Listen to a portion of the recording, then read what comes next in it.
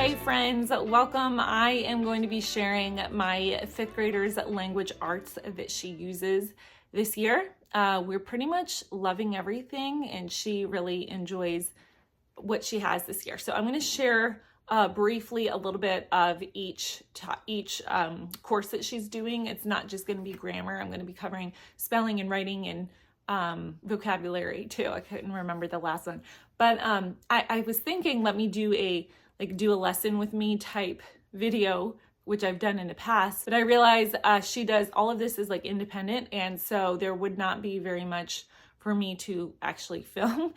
It would be a lot of like footage of her just like writing in a book, so that would not be very fun. So I figured it would be more beneficial if I just shared what she is using, how she uses it throughout the week, and then show some B-roll footage of the inside of like what it looks like so that you can get an idea of the insides of the books too. And I do just want to say that she isn't using just one program across the board. She has a variety of different things that she is using for this year. So keep that in mind as well. So first we have, now this is for her grammar and writing, so a writing course as well. It does have spelling incorporated, but we don't use the spelling for this. It is The Good and the Beautiful. She is doing level 5, and it incorporates literature, grammar and usage, punctuation, art, geography, vocabulary, writing, and spelling. And again, she's not using the spelling aspect of this book. So as you can see here, it goes through, there's going to be a small parent-teacher section that they will do. The child either reads something to you or you can dictate sentences. And then there are geography and grammar cards, which I will show you in just a minute. The thing I love about this is that it is self-taught. So from level 4, with The Good and the Beautiful level 4 up, it's independent. And so if that's something that you're looking for, this is a huge plus. If you need something that holds your hand a little bit more, maybe with like a full teacher guide and a full lesson, this might not be the best fit for you. It just, each child is obviously different. Or maybe you could go work on this together hand in hand with your child. It really just depends on how you want to do it. If you think that this does look like a good fit, but you just feel like you need to have more instruction, you can obviously be part of the teaching process as well. Each day will go back and forth between a spelling section practice. They have at the beginning of each unit, they have a designated amount of spelling words that they will work on for that entire unit. So it's not a different spelling list each week. It's a spelling words that will be worked on for several weeks. But with the spelling, it's not just focusing on those spelling words. It's also focusing on different aspects of grammar. So it's going to have like contractions and word usage, suffixes, prefixes, and just common spelling errors, homophones, things like that. So it's going to incorporate more than just the spelling words. So if that's what you're thinking, like only a few spelling words for the whole week, for a few weeks, it really is going to have a lot more practice into it than just like reciting a list of words. And then alternating, if it's not a spelling day, it will be a writing day. They have a writing workshop, and there's just a variety of different exercises. On top of that, they will be using poetry and art, which The Good and the Beautiful is known for, incorporating art into its language arts lessons and other categories as well, but mostly they're language arts. So I think the main takeaway is it's going to be very independent. It's going to have different exercises. It's going to vary it. So it's going to it's not going to be like a mastery approach where they learn about nouns for like a month and then learn about pronouns for another month. Like it's going to hop around, but continue to review what they have been learning through the different exercises. Again, it's going to have writing in it, so you don't need an extra writing class. You don't need an extra spelling class. If you want it all contained, it will be all there. And it also is going to include geography cards and grammar cards. And these cards, the child, there's many of them, like a few, I don't know, it looks like 100 or something. The grammar cards, it will instruct you when to work on them. So you're not just randomly working on them. It will say, work on these cards for 3 to 5 minutes. And so it will just have grammar facts and grammar concepts and things like that for the child to review. The geography cards is going to have states and capitals and countries of Europe and different things like that, so that you can kind of get an idea. It will help them cement those geography facts. And they don't all have to have it memorized within level 5. These are the same cards that will go from level 5 to level 7. So I think that that's really cool too, because it gives them a few years to work on these rather than having to like cram them and try to remember them all in 1 year. It also is going to come with this really cool box here. And the box contains all of the literature books that they will have for the year. So it's going to be 4 different reading books that they're going to be using, 4 different novels that they'll be using and incorporating throughout the year. Yes, there are some questions that lead back to that that are in the grammar book that will say, hey, in chapter 5 of Marjorie, you know, what happened when the dad said this or whatever. I'm just totally thinking off the top of my head. And so they have to write a paragraph about it or summarize or ask. There's true and false questions. So I definitely would recommend the books to go along. However, if you have a very reluctant reader and you're just doing good to get your child to read anything, maybe you can say, you know what, these books don't look like they would be a great fit, or my child doesn't really love those, they want to choose their own. You definitely could choose your own. You would probably just I would recommend just writing, you know, asking them some questions just to make sure they are comprehending, and then having you can make the questions in the book your own, just reflecting the book that they're reading. And then it also really comes with this really cool watercolor, it's an instruction book and template sheets. So there's 12 different projects. And again, it will instruct you when you're going to be doing this. It will take every so often, one entire lesson will just be doing the watercolor. And I think that's cool because it kind of changes it up a little bit. So it's not the same old. But if you feel like that's totally not what your kid would be into, you can feel free to skip those lessons and you don't have to do those. My daughter does it.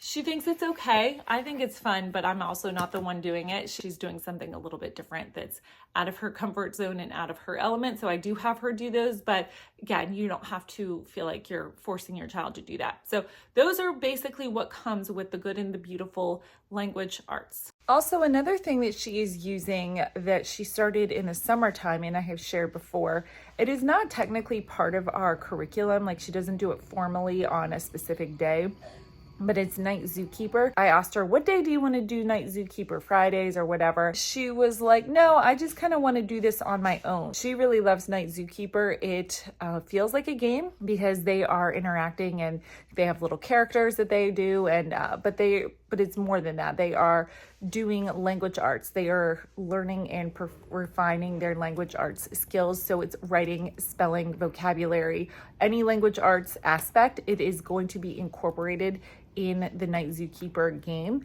and they think they're just having fun.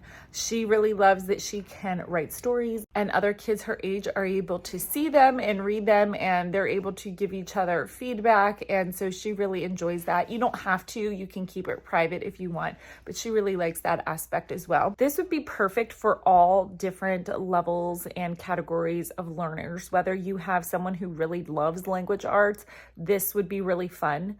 I think it would be also fun for kids who just are a little bit more reluctant, because again, it just feels like they're playing a game. And I always remember when I was a kid, I really loved to play those kind of computer games, and I wasn't really thinking like, oh, I'm learning right now. But in reality, like I really was, and it really was helping me to improve those skills. This would also be really good for like fun Fridays if you want to have a lighter day on Friday, kind of take a break from your language arts and switch it up a little bit. I think this would be something for them to look forward to. So make sure to check it out. I have a 50% discount for a 1-year subscription. And if you sign up multiple kids, there's a discount for that as well. This might be good for, again, starting the new year. I know sometimes in the middle of the school year, we kind of want to switch things up a little bit, but we don't want to overhaul our curriculum completely. And so I think that this would be a good opportunity to maybe add something on. So again, you can check out my link below. You'll get automatically 50% off an annual subscription.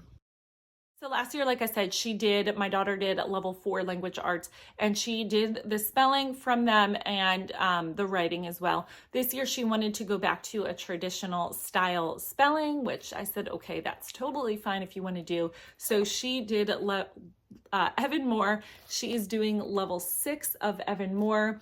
And the reason she's doing level 6 in 5th grade is because I have found that the levels seem to be a little bit lower for Evan Moor, a little bit simpler. The words seem to be a little bit simpler. And so I don't think that that's a good thing or a bad thing. I think that's just, it is what it is. So if you have a speller who's pretty average to advanced, I would say if you're considering Evan Moor, going a step ahead, going a step above, a grade level above. If you have more of a reluctant speller, maybe grade level would be perfect for your child, or maybe even, you know, a level below, but that's just to kind of keep in mind and gauge.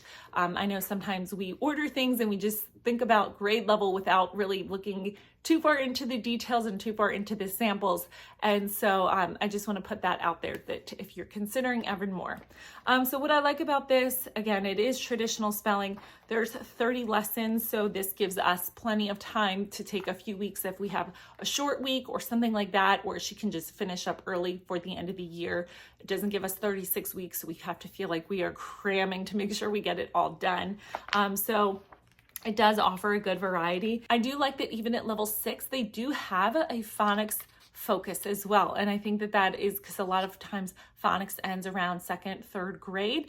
And so again, it's not going to be completely all of that. It's just going to have touches of it here and there. There's always going to be a spelling list. So what she does, how my daughter does is every Monday she writes the spelling list twice on the first page. And then she just takes one day each of the week to do the exercises, and she does 1 page per day. So Tuesday she would do the next one, whatever it may be. I do skip the spelling dictation only because she does a lot of that with her language arts, and so I just feel like it's not necessary. So I do skip that, but she does do all the rest of the exercises. So Wednesday would be page 3, Thursday would be page 4, and then every Friday she has a spelling test. Now what's great about this is that it gives spelling test in the back, like sample spelling test, so you could tear it out and make copies, and then that way, I mean, it's not a big deal. You could do a spelling test in the notebook or whatever, but this just makes it a little bit easier, so that they have that.